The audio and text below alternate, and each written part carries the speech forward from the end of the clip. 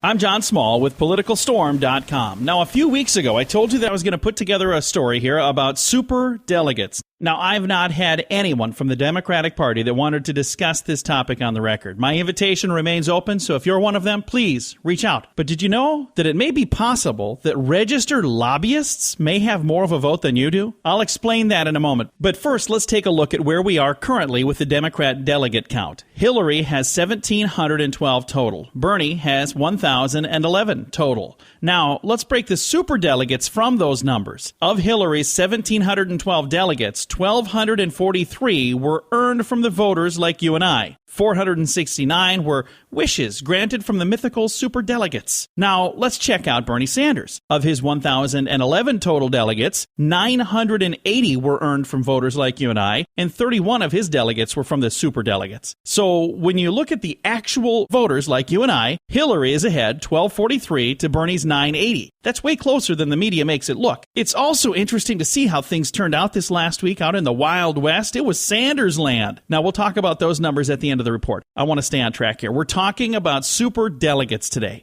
There's a total of 712 super delegates. That's almost one-third of the 2,382 delegates needed to win the Democratic nomination. So what the heck is a super delegate?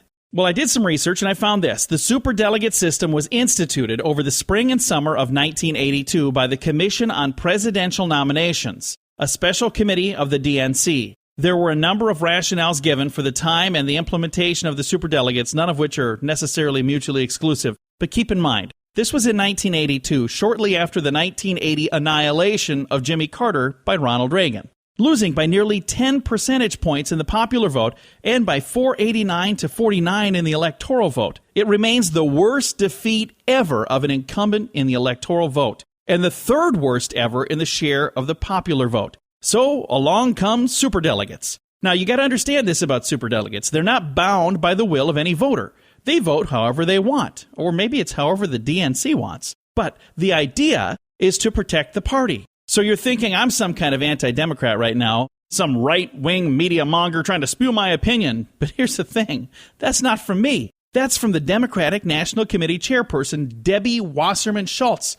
She spoke with Jake Tapper on CNN, and here's her quote. Unpledged delegates exist really to make sure that party leaders and elected officials don't have to be in a position where they are running against grassroots activists. She referred to them as unpledged delegates, but that's the exact same thing as a superdelegate, and I still can't find out why they have two names for the same thing, other than, I don't know, maybe to confuse people. If that's it, it's working. So who are these superdelegates? They get to choose the candidates they want, so the American people don't pick some grassroots candidate like Debbie said. Well, let's take a look. There's a total of 712 superdelegates.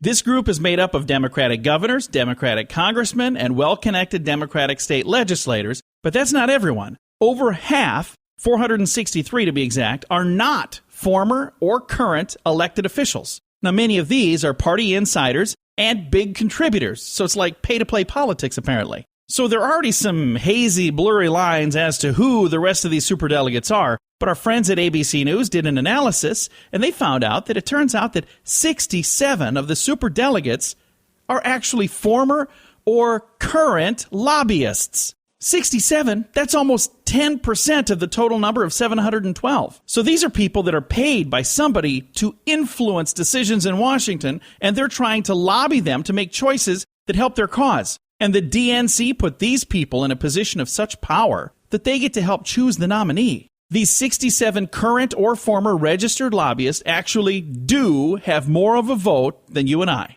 At this time, 41 of the lobbyists have already given their support to Hillary Clinton. About a third of them haven't pledged their support to anyone yet. And only 2 have given their support for Bernie Sanders. Now, the DNC is trying to play down the superdelegate issue by saying 85% of all delegates are selected by the will of the voters. Okay, that's great, but why let even one lobbyist have this much power over the vote?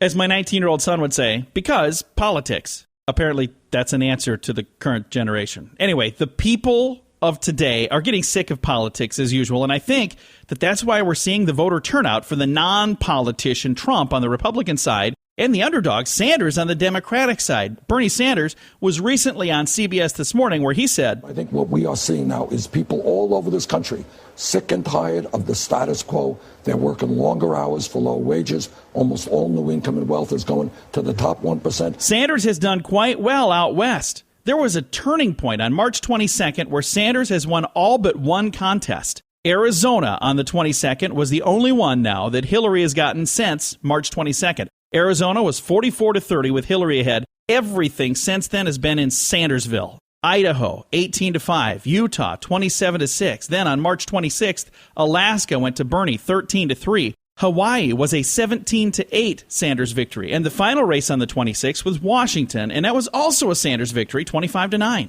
Now we're sneaking right up on April 5th. That's where Wisconsin will be having their vote, followed by Wyoming on April 9th. And then the biggest contest thus far will be New York on April 19th. 247 delegates from that state alone. And then there are 5 more states on April 26th. It's going to be an interesting month. So how does Bernie think he'll do? We're working hard in Wisconsin. If there's a large voter turnout there, I think we got a shot to win that. And I think what should be understood, that a lot of the early states that were contested were in the Deep South. And that is, as you know, the most conservative part of America. We did not do well. We're now moving elsewhere. We're moving to the West. We're moving to New York. We think we have a real shot to win. I guess time will tell, but there is definitely something happening on the Sanders campaign. And I'll tell you something that's very interesting, not widely reported.